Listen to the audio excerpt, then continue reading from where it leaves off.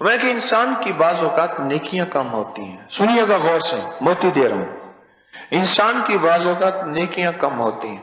اس نیکیوں کے کم ہونے کی وجہ سے اللہ اس کا رزق تھوڑا کر دیتا ہے.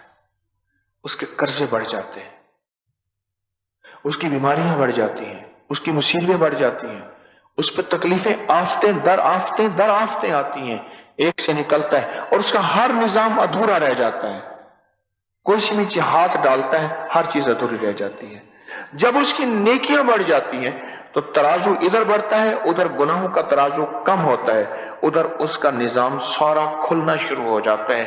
جو بندشیں، جو رکاوٹیں، جو تکلیفیں، جو مسائل، جو مشکلیں، جو الجھنیں، جو ناکامی، یہ ساری چیزیں ایسے کھلنا شروع ہو جاتی ہیں.